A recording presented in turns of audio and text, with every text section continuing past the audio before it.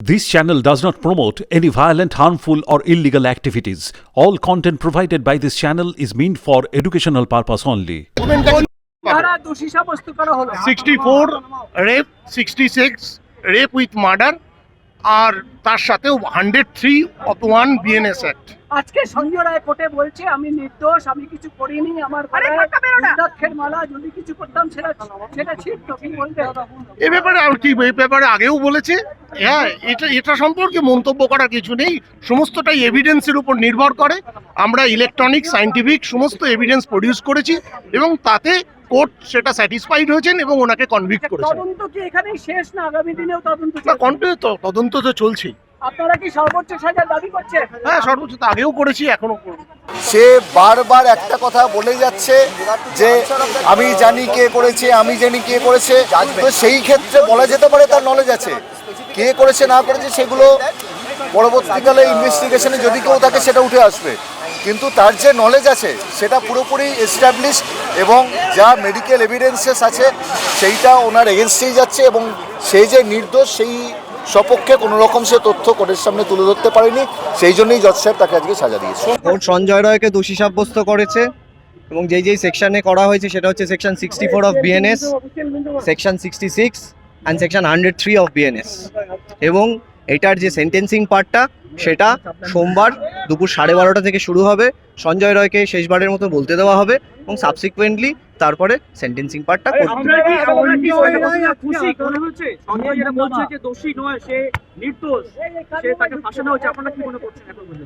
দেখুন, আমাদের যা যা মনে হওয়ার পার্ট সেটা আমরা আমাদের ওরাল আর্গুমেন্টসে বলেছি।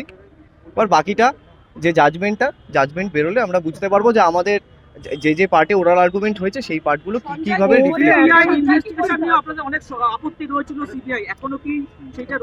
দেখুন, কোর্টও তো রিফ্লেক্ট করেছে যে ইনভেস্টিগেটিং এজেন্সি যারা ছিল তাদের বেশ কিছু ভুল ছিল এবং তাদের কিছু জিনিসে তাদের ল্যাচেসের ওপরে কোর্ট সেটা হাইলাইট করেছে এবং সেটা বলেছে কোর্ট যে আমরা আমাদের কোর্ট বলেছে যে জাজমেন্টের কপিতে সেটা রিফ্লেক্টেড থাকবে। এবার সেটা জাজমেন্টের কপি পাওয়ার পরে সেটা বলতে পারবো।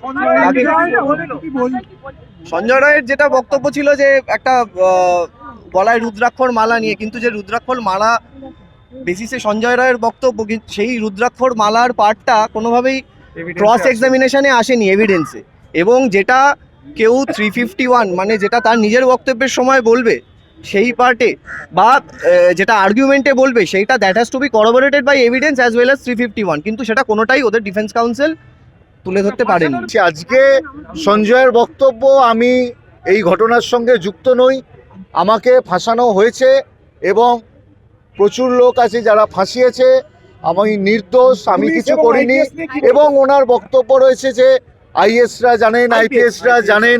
ওনার বক্তব্য রয়েছে যে মোটমাট শীর্ষ যারা রয়েছেন, যারা ইনভেস্টিগেশন এজেন্সি বা যারা এই পুলিশ মহল থেকে এবং ডাক্তার মহল থেকে এবং যারা রয়েছে তারা সবাই জানে। এই বক্তব্যটা উনি তুলে ধরেছেন। কিন্তু এখানে একটা জিনিস বলে রাখি, প্রথম থেকেই এই সঞ্জয়ের এই বক্তব্যটা বলে যাচ্ছে যে অনেকে জড়িয়ে রয়েছে, আমি সব কিছু বলবো। ওনাকে 351 বিএনএসএসে যখন বলতে দেওয়া হয়, ওনাকে জজ সাহেব 104টি প্রশ্ন তুলে ধরে।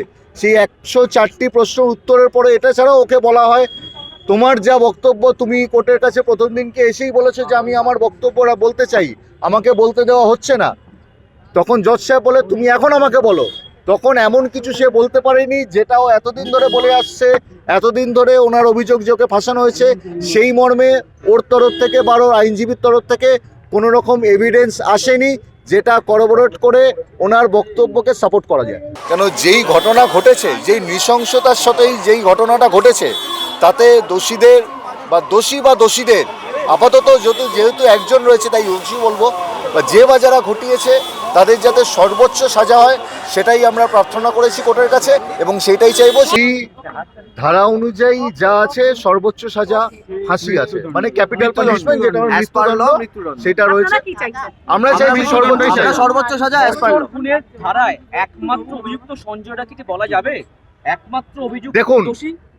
আপাতত প্রিলিমিনারি চার্জশিট জমা পড়েছে, supplementary chargesheet is yet to come, further investigation is still pending, যেটা সিবিআই এর তরফ থেকেও বক্তব্য এবং আমাদেরও বক্তব্য আগামী দিনে যাতে এই সাপ্লিমেন্টারি চার্জশিট দেওয়ার আগে যাতে সম্পূর্ণভাবে সঠিকভাবে তদন্ত হয় এবং যে বা যারা এই ঘটনার সঙ্গে যুক্ত তাদের নাম যেন সামনে চলে আসে, এবং আসার পর আমরা এটাই প্রার্থনা করব, মানে জজ সাহেবের কাছে প্রার্থনা করব তাদেরকে সর্বোচ্চ সাজা দেওয়া। কারণ এই যেই ঘটনাটা ঘটেছে, যেইভাবে নির্যাতিতার মৃত্যু হয়েছে, সেটাতে শুধুমাত্র তার শারীরিক মৃত্যু ঘটেনি, তার আত্মাকেও হত্যা করা হয়েছে। তো আমরা চাইবো সেই সর্বোচ্চ সাজা যেন সর্বোচ্চ সাজা যে বা যারা যুক্ত তারা পায়।